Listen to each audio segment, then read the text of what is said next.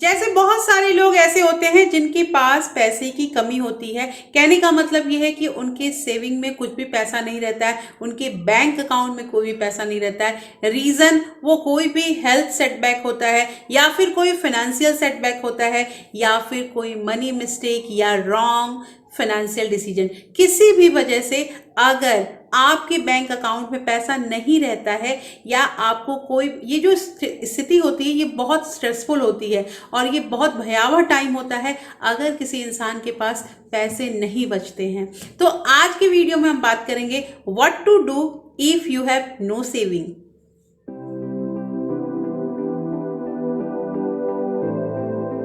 Hello everyone, welcome back to my channel real life with Tukku. कैसे हैं आप लोग? आई होप आप बहुत अच्छे होंगे और सेहतमंद होंगे और आप लगातार मेरी वीडियो के साथ भी बने हुए होंगे। दोस्तों, आज की वीडियो में हम बात करेंगे कि अगर हमारे बैंक में कोई भी किसी भी तरह की सेविंग नहीं है, हमारे पास कोई बैकअप मनी है, तो ऐसी स्थिति में हमें क्या करना चाहिए, हम ऐसे स्थिति को कैसे अपना इस सिचुएशन को हैंडल करेंगे। देखिए दोस्तों, अनप्लान्ड लाइफ जो होता है ना, वो बहुत स्ट्रेसफुल होता है और अगर ये हमें पता नहीं रहता है ना कि किस समय कहाँ कैसा खर्चा आ जाएगा, और ऐसे टाइम में जब हमारे पास कुछ भी पैसे नहीं रहते हैं तो एक तो समाज भी हमें सही ढंग से नहीं देखता है और हम पूरी तरह से कर्ज के भार में दब जाते हैं। तो दोस्तों, आज की वीडियो हम यही बात करेंगे कि अगर आपके पास किसी भी तरह की सेविंग नहीं है तो यहाँ पे मैं आपको 5 टिप्स बताऊंगी जिसको अगर हम जिसका अनुसरण करते हैं तो हमारे बैंक अकाउंट में भी पैसे रहने लगेंगे और हम अपनी सेविंग करने लगेंगे। तो दोस्तों, ये वीडियो बहुत ही इंटरेस्टिंग है और इस वीडियो से आप लोगों को बहुत कुछ सीखने मिलेगा। तो वीडियो के अंत तक जरूर बने रहिएगा। और एक नम्र निवेदन है कि अगर आप लोगों ने अभी तक रियल लाइफ विद टुक्कू को सब्सक्राइब नहीं किया है तो प्लीज सब्सक्राइब कर लीजिए अपने इस चैनल को, और साथ में जो बेल आइकन है उसे भी जरूर प्रेस कर दीजिएगा ताकि ऐसे ही इंटरेस्टिंग वीडियो की नोटिफिकेशन आपको मिलते रहें। दोस्तों, वीडियो पसंद आए तो एक लाइक जरूर कर दीजिएगा। तो चलिए स्टार्ट करते हैं वीडियो को। सबसे पहला पॉइंट है नो वेयर यू स्टैंड। दोस्तों, कहने का मतलब यह है कि आपको ये पता करना होगा कि आपके पास नेटवर्थ कितनी है, आपके पास कितना आपके पास इनकम होता है। ये चीज आपको जानना बहुत जरूरी है। जैसे बहुत लोग ऐसे हैं जो कहते हैं कि हमें पता ही नहीं रहता है कि हमारे पास कितने पैसे आते हैं या हमारा खर्चा कितना है। देखिए, अगर आपके इनकम से खर्चा ज्यादा है, कहने का मतलब ये है कि आपका जो नंबर है वो नेगेटिव में आ रहा है, तो ये आपके लिए एक भयावह स्थिति बन जाएगी। आप अभी नहीं सोच रहे हैं तो भविष्य में आपको बहुत ही, आपकी जो लाइफ है वो स्ट्रेसफुल होने वाली है। देखिए दोस्तों, कहने का मतलब एक एग्जांपल से समझते हैं कि जैसे हम एक कार पे जाते हैं तो कार पे अगर हम जब बैठते हैं तो सबसे पहले हमें अपना लिखना पड़ता है कि हम किस जगह पे हैं और हमें किस डेस्टिनेशन पे पहुंचना है। मतलब हम नेविगेट करते हैं तभी हम उस कार से उस जगह तक पहुंच पाते हैं और वो मैप जो है वैसा दिखाने लगता है। अगर हम ये पता ही नहीं करेंगे कि हम कहाँ से हैं, हमारा पोजीशन कहाँ से स्टार्ट हो रहा है, तो हम सेविंग कभी नहीं कर पाएंगे। तो सबसे जरूरी चीज है कि आपको ये जानना होगा कि आपके पास नेटवर्थ क्या है और आपके पास कितने इनकम आ रहे हैं। ये चीज जानना बहुत जरूरी है दोस्तों। इसके अलावा मैंने नेटवर्थ में एक बार बता रखा है कि एसेट और लायबिलिटी में डिफरेंशिएशन करना बहुत जरूरी है। देखिए, सिंपल वर्ड में अगर हम समझे तो एसेट वो चीज होता है जिससे हमारे जेब में पैसे आते हैं, और लायबिलिटी वो चीज होता है जिससे हमारे पैसे जो है वो जेब से बाहर निकलते हैं। सिंपल डेफिनेशन यही हम समझेंगे, लायबिलिटी और एसेट। तो एसेट बनाना है, लेकिन यहां तो बात हो रही है कि हमारे पास सेविंग ही नहीं है।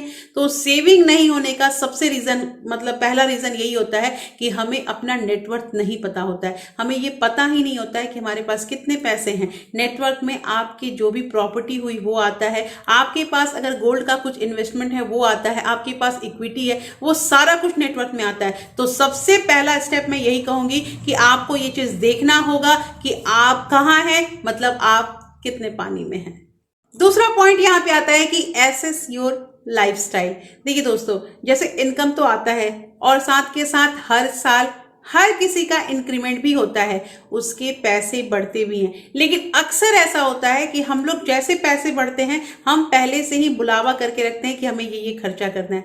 हमारा इंक्रीमेंट हुआ, हमने क्या किया, हमने एक नया कार ले लिया या हमने अपना अपार्टमेंट जो है वो शिफ्ट कर लिया क्योंकि हमारे पास पैसे आने लगे। अगर हम खर्चा ऐसे ही बढ़ाते रहेंगे तो पैसा बढ़ा कहाँ हमारा, वो तो जितना खर्चा था उतना में फिर से इक्वल हो गया।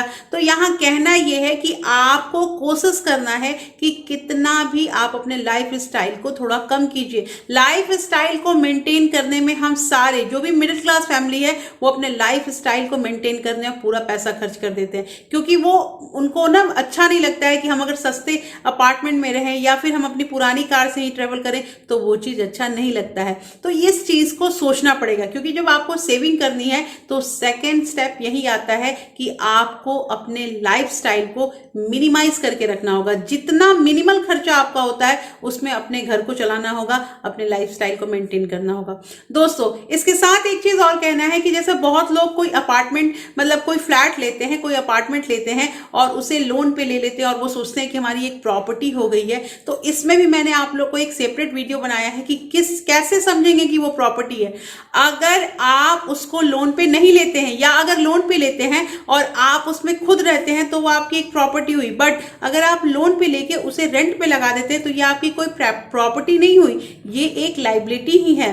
तो फ्लैट जो है वो लेना, मैं ऐसा नहीं कहूंगी कि अपना मकान या फ्लैट लेना कोई बुरी बात है, लेकिन आपको देखना होगा कि आपकी इनकम कितनी है। लोन तो जो कम कमाता है उसे भी लोन ज्यादा मिल जा रहा है। लोन मिलने का कोई वो नहीं है कि हमें मतलब 50 लाख का लोन मिल जा रहा है तो हम 50 लाख का मकान ले लेंगे, ऐसा कोई ये रिमेडी नहीं होता है। कहने का मतलब ये है कि अपना देखना है कि हम कितना चला सकते हैं, उसी के अकॉर्डिंग लोन भी लेना है, मतलब अपने लाइफ स्टाइल को मिनिमल करके रखना है। तीसरी बात यहाँ पे दोस्तों ये आती है कि set your clear goals.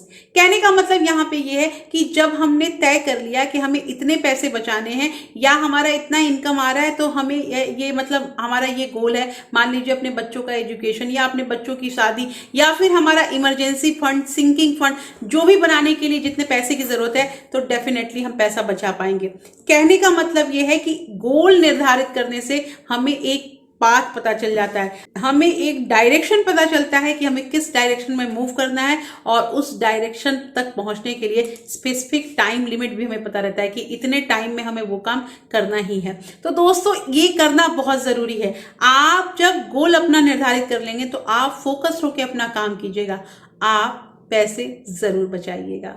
Fourth point यहाँ पे ये आता है दोस्तों, क्रिएट अ बजट। देखिए बजट बनाना बहुत जरूरी है, मैंने अक्सर आप लोगों से कहा है, और बजट के लिए मैंने तमाम अलग अलग सैलरी के पर्सन कैसे अपने पैसे को बचा सकते हैं, अपने घर को कैसे मैनेज कर सकते हैं, इस पे मैंने 20 to 25 वीडियो अपलोड कर रखा है और वो प्लेलिस्ट है घर का बजट, आप वहां से चेकआउट कर सकते हैं। उसमें मैंने बहुत सारे मेथड बताए हैं, इवन इफ मैंने जापानीज जो मेथड होता है काकीबो मेथड, उसके बारे में बताया है कि आप कैसे वीकली 15 डेज या मंथ में आप कैसे पैसे बचा सकते हैं, आप अपने घर को कैसे मेंटेन कर सकते हैं।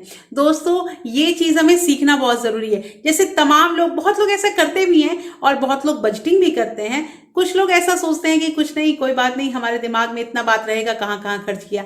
नहीं, दिमाग जो होता है ना वो लिमिटेड चीज ही स्टोर कर पाता है। अगर आप सोचते हो कि हर छोटी छोटी चीज दिमाग अगर हमारा अपलोड करने लगेगा तो हम जो मेन हमारा काम है उस पर फोकस नहीं कर पाएंगे।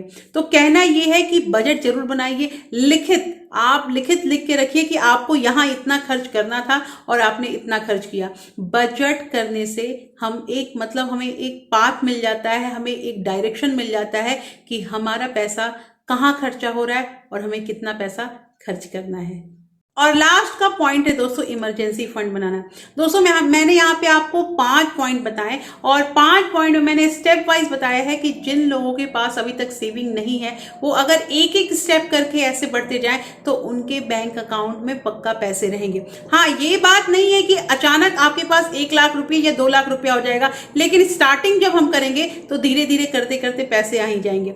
अब यहाँ जो बात हो रहा है इमरजेंसी फंड का, देखिए मैंने अक्सर कहा है कि खर्चे बता के नहीं आते हैं कि हम खर्च आ रहे हैं और आप मेरे लिए तैयार रहिए, ऐसा नहीं है। अचानक मान लीजिए आपको अपने बच्चे को स्कूल में एडमिशन कराना होगा या दूसरे स्कूल में दिखाना है, आपने अपना लोकेशन चेंज किया है तो, या फिर आपको घर को रिपेयर कराना है, घर में कोई नई चीज खरीदनी है जिसकी वजह से आपका घर का काम नहीं चल पाता है, या बाई चांस आपकी नौकरी छूट गई है तो आपको कोई दूसरी नौकरी जब तक तलाश नहीं है तब तक आपको आपका घर चलना चाहिए, उसके लिए इमरजेंसी फंड बनाना बहुत जरूरी है।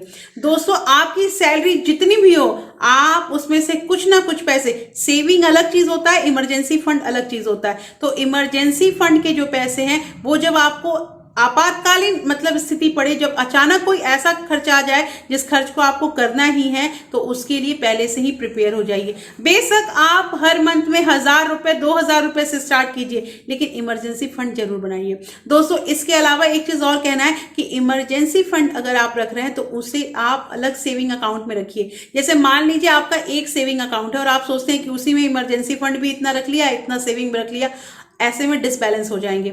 आपको इमरजेंसी फंड के लिए एक अलग आपकी सेविंग अकाउंट रखनी है और उसमें पैसा धीरे धीरे जमा करना है। देखिए दोस्तों, कहने का मतलब यहाँ पे ये है कि अगर अचानक कोई खर्च आ जाता है और हमारे पास पैसा नहीं रहता है तो हम सीधे एक ही काम करते हैं, हम किसी से कर्ज ले लेते हैं। और मैंने स्टार्टिंग में ही बताया कि अगर हम कर्ज लेने वाली आदत को नहीं छोड़ेंगे या अपने कर्ज को खत्म नहीं करेंगे तो हम कभी भी अपने बैंक अकाउंट में पैसे नहीं रख सकते हैं, हमारी सेविंग नहीं हो सकती है। तो यहाँ पे कहना यह है कि आपको इमरजेंसी फंड बनाना स्टार्ट कर देना चाहिए। तो दोस्तों, यहाँ पे मैंने आप लोगों को 5 ऐसे स्टेप बताए जिससे अगर हमने अभी तक सेविंग नहीं किया है और इन स्टेप को अगर अपनाते हैं तो हमारी सेविंग स्टार्ट हो जाएगी और हम भी धीरे धीरे अपने पैसे जमा करना स्टार्ट कर देंगे। तो दोस्तों, कैसी लगी आज की वीडियो मुझे जरूर बताइएगा। होपफुली ये वीडियो आप लोगों को इंटरेस्टिंग लगी होगी और इस वीडियो से आप लोगों को बहुत कुछ सीखने के लिए मिला होगा। दोस्तों, इसके साथ मुझे एक चीज और कहना है कि हमेशा हमें सीखते ही रहना है। तो फिर मैं मिलती हूं आपसे ऐसे ही एक नए इंटरेस्टिंग वीडियो के साथ। तब तक के लिए अपना प्यार और सपोर्ट ऐसे ही बनाए रखिएगा और बने रहिएगा अपने इस चैनल पे। तब तक के लिए thank you, thanks for watching.